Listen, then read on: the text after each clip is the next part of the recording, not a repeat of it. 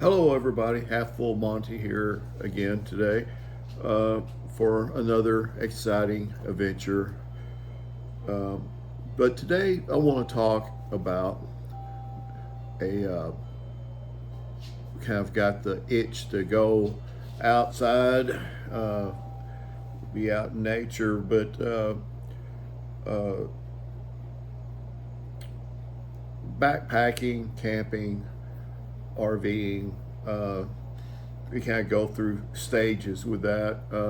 I was a kid that we did what we call now car camping as a family uh, a lot and all over. And I'm very thankful that we did that. Uh, went on quite a few um,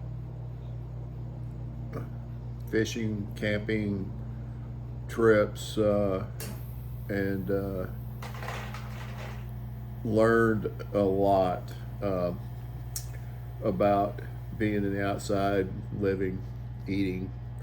And I think the main appeal to it all is adventure. As a kid, it was an adventure to go somewhere you've never been and look at stuff you've never seen, and uh, all the things that you do when you're camping, preparing meals, putting up camp. Uh, in our case, we fished a lot, set out trot lines in the Colorado River, and uh, caught fish, ate them. But anyway, I learned a lot. I did do scouting as a youth. I wasn't a very good scout. Didn't stay very long into it. In my mind, back then, they had way too many rules and took a lot of the fun out of going camping for me. And anyway, I wasn't a very good scout. We're gonna fast forward. I mean, I always liked to go camping and stuff, but as you got older, not always. Uh, as a young man, a lot of the camp outs we went on were adventurous and stuff, but they became fewer and far between. And then, of course, people had lives and education and jobs and families and all that. And so that got harder and harder to do. Then I had a family, and uh, not very many campers in that family. Then my son, as a as a kid, got into scouts, and he got into it pretty good. And so, just the kind of guy I am, I wanted him to enjoy it and being outside. I saw opportunity for my kid to get out in nature and learn about nature and enjoy all that in a way. I felt at the time is like I would never do like my parents, my father and parents, and uh, just the way the times have changed. I would not be able to go on the month long car camping trips to the south, the west, the north, what have you. And so I saw it was an opportunity so I got involved with him. And for those of you who don't know, scouting's changed since he's been out. But in most cases, you go camping for like a weekend once a month, and then in the summer you go to summer camp, which is usually a week long endeavor. And what we always tried to do was on one summer camp out, we would stay close in, and that being in Texas in the summer, hot. So you really got out there quick after school was out and handled that. And then the other year we would go away. We'd go to Colorado, somewhere where it's cooler. Uh, and anyway, so we did that. Like I said, I got involved in it. The way things are, as you find out when you have kids and stuff, that a lot of this youth activities, they have to have adult supervision and to have them happen. So parents get involved for the good or the bad or whatever. But in scouting, it also they had a lot, a lot of rules and educational stuff that you had to do prior to going with a group of youth on a camp out. And so I did all that stuff and did all their training, which always was done out in nature. Usually on a camp out, we would learn all the rules and regulations and how to do stuff, and so it allowed me at the time to go camping every weekend. Once a month, I'd go out for a weekend, and we did that for years. And I got used to that. So the kid gets old enough to get a driver's license, and he gets a little bit older, and he doesn't have time for that sort of thing, and goes away. So there was a while there that and this is all like tent camping type of situations, backpacking. I always went on the backpacking trips because more adventurous, more challenging, you get more out of it, I think. And so a lot of the adults didn't want to do that. They did not want to go out and carry a pack and be out there like that. So I always wanted to be in the middle of that. So it gave me an opportunity to go do those things. Then after the kid got out of it, and so evolved for a while, and you know going to an Airbnb out in nature was about as close as I could get to camping for a while. And then we kids went away, empty nest.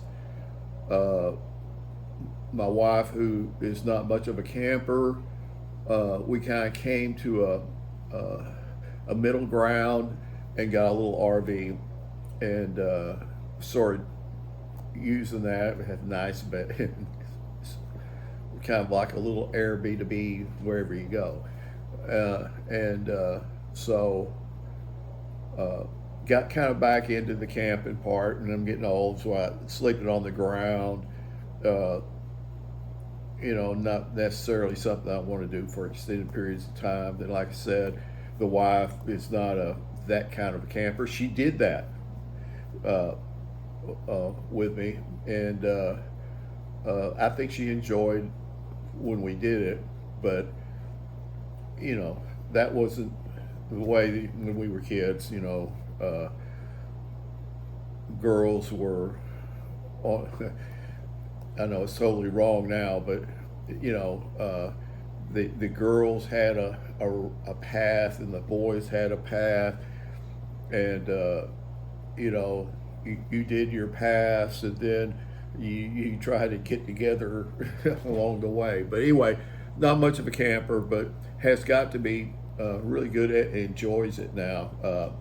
But anyway, getting back to that going outside and getting the itch and the adventure and all that stuff. Backpacking is something I think that at some level everybody would enjoy it.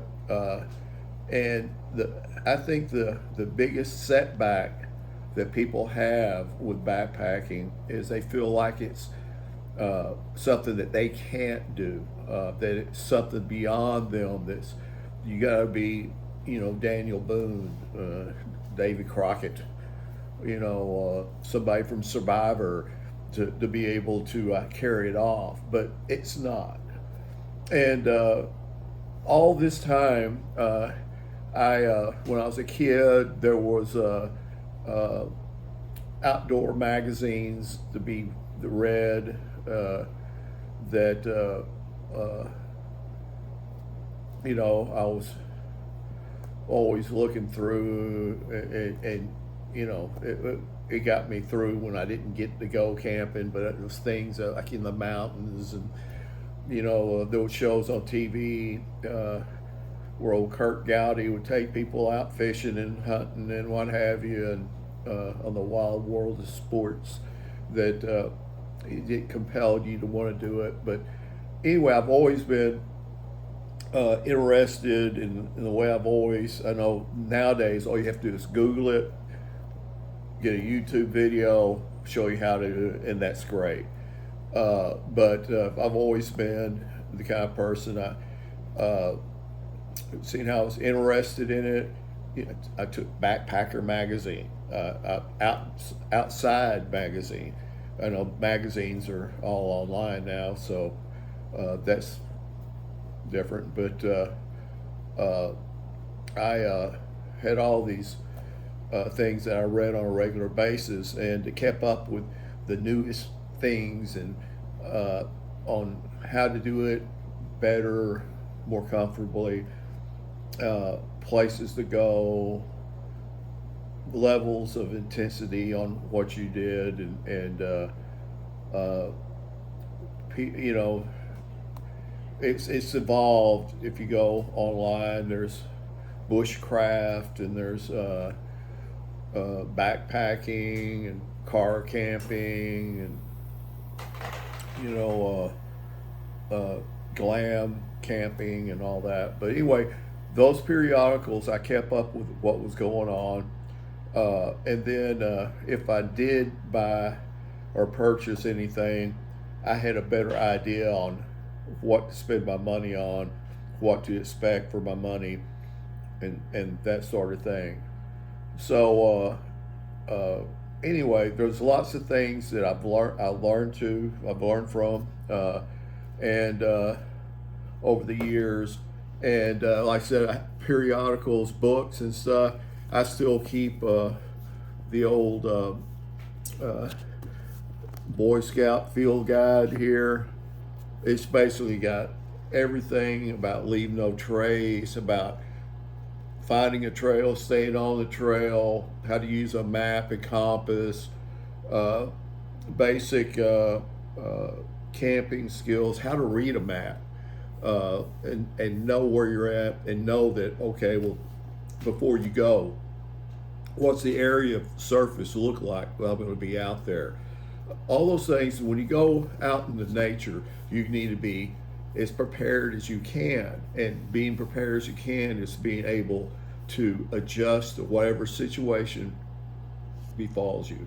So anyway, even though I know lots of people have bad feelings about the scouting programs and all the things that's happened through that, but they did accumulate a lot of information about cooking and canoeing and sailing and tying the knots and fishing, and it's just basic knowledge, but it's an interesting book. I've got these. This is I think a Backpacker magazine book that also more information, more knowledge. The regular old Boy Scout handbook, where it's got all the you get all the badges and stuff, but it's got a lot of useful information about camping and backpacking. Leave no trace. Another backpacking, but so leave no trace, which everybody who goes outside, whether they're going to do on a day trip to a park, to doing the Appalachian Trail or something, leave no trace is a principle that it's not that tough, but uh, it's what you need to do outside. Uh, and then you get into guidebooks. This is a book that there probably still are outdoor leadership schools, but also teach a little bit more in depth on your camping situation. But let's see here. Oh, here's a good one. It's kind of a leave no trace. This is actually a really good book. And a lot of the things people fear about camping and stuff are addressed in here. What you do when you got to go. And it's really not a big deal once you get over the fact that you're not in your home anymore. But that was a good book.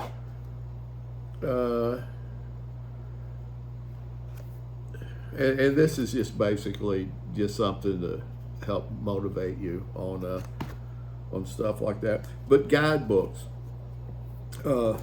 Here's one for the Big Bend area. If you can,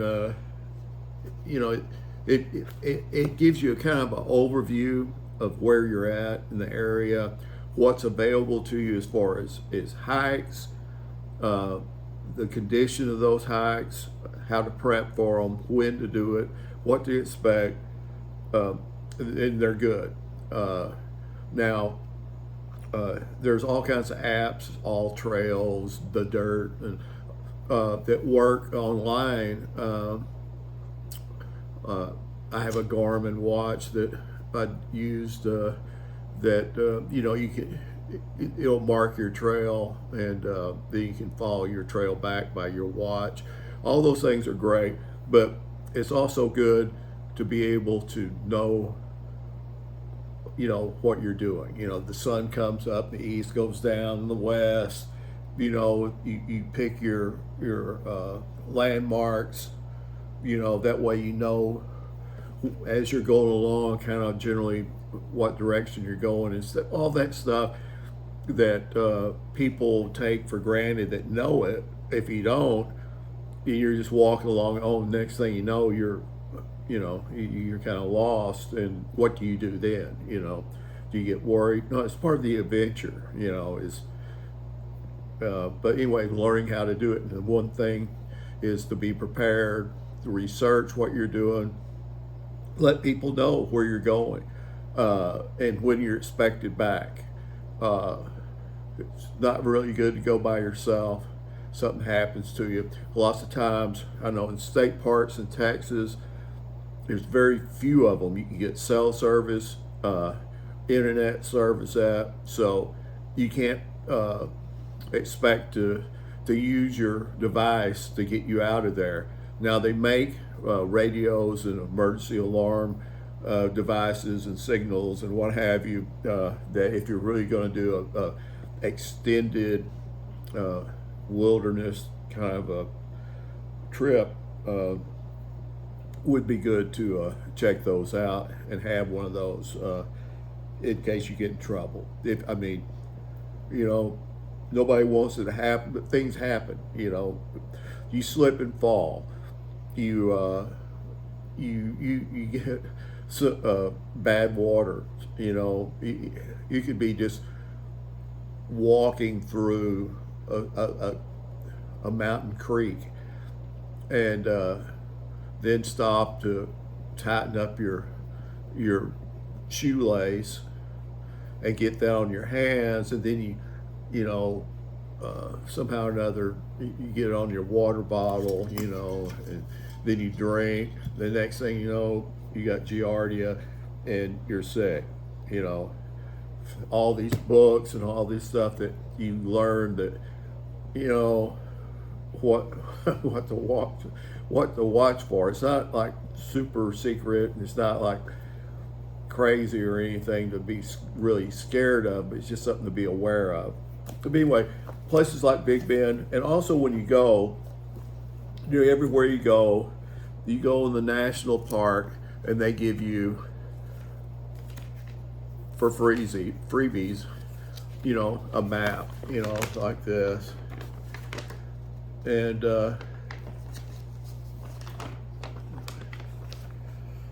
it's got all the information, the trails, and I'm a firm believer that you always need to have a paper map of your trail that you're hiking with you. If if I'm cycling and I'm going on a t-shirt ride, with another 500 people, and we're doing a bike ride, I want that down. Now, of course, you're probably gonna have cell service and be able to deal with all that, but I want a paper one with me. And so all those places are going to give you that. They also, in the areas around there, like this one here, this is another freebie that not only has the national parks on there, but it has like restaurants, filling stations, clinics, blah, blah, blah, right there. Okay. Sometimes if you're in an area that's not a state park, national park, Corps of Engineer park, but there are local hikes to be had. And of course, like I said, they've got apps and stuff for them, but like here's one I picked up. And it's for an area down towards Lahitas. They have at the RV park that we stay in, there's several hikes that you can take right from your trailer in the RV park, and they have a little map there. I take that with me. That way, sometimes, especially in this one, you're basically in the desert, and sometimes the trail's hard to. There's a lot of trails. There's game trails, and then there's hiking trails that aren't used a lot.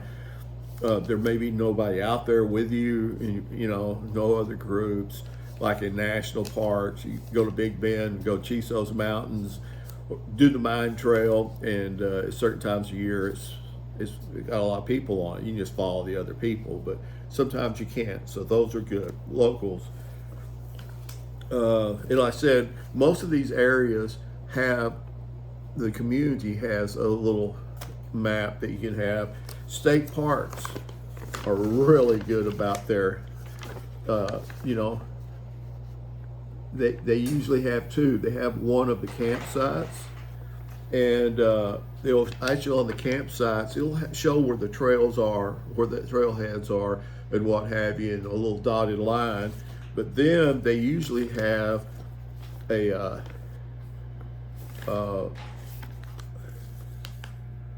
map. Let's see if I got one here. That's just I know I'll find one here.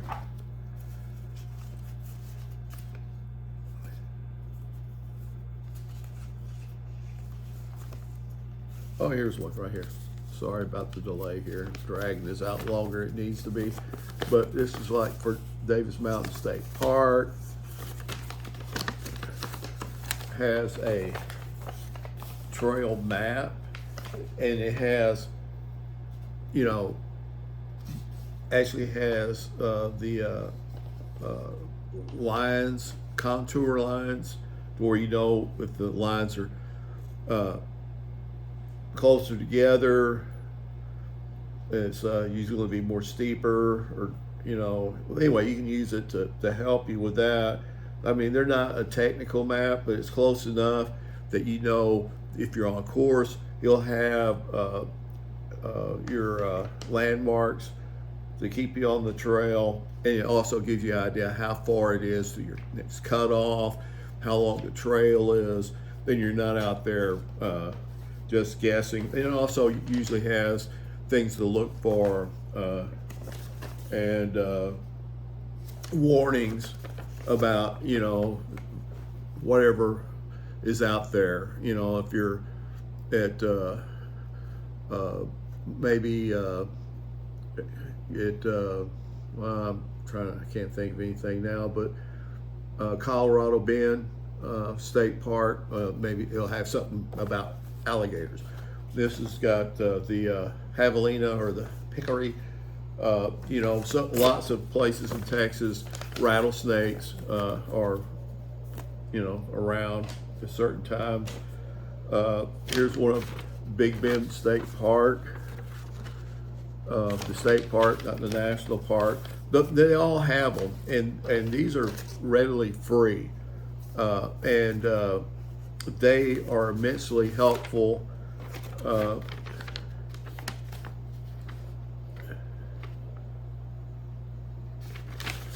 yeah, here's another one for the, but this one here is like to drive around the scenic loop around Fort Davis.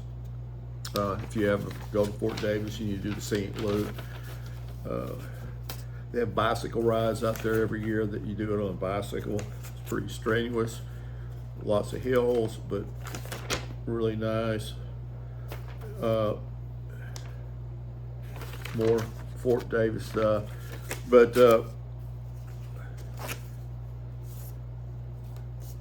yeah, pick those things up. Also, you know, books on what you're planning on doing. If you're going four-wheeling in regions, I think these people make one for like every state, different regions, about the trails. And this one here is just basically for four-wheeling, but you know, it's better. What we used to say, better to be forearmed than what, forewarned. Yeah, however it goes, forewarned or forearmed or whatever. But you want to be prepared, and you hear lots of stories about people that get in trouble. They go out and get off the trail, and you know, whatever it might be. It might be a snake, might be a bear, a moose. You know, where you take your pets, where you don't take your pets, how you handle your pets when you're out there. All those things are everything they've written there. Whether you're in a state park and they have all these rules and stuff, or you're an RV park, they have all these rules. Everybody go, oh, why do they need all these rules? Well, there's a rule there because not everybody knows, and something has happened. And that's why they have a rule, because they don't want it to happen anymore. They don't want it to happen. So, anyway, some things to do and learn before you go out. You go with the most knowledge you can. It'll make it easier. You know how to stay warm in your sleeping bag at night in a cold weather. How to stay cool when it's hot. What foods that you should take. You know how to prepare those foods. How much fluid should you take? How should you take it? All those things are things that you should know. And I'm probably preaching to the choir here, but you know, you never know unless you ask, and if you don't ask, nobody's going to tell you. So there you go. So that's it for today, and make sure thumbs up, subscribe, and thanks for watching. Have full money out.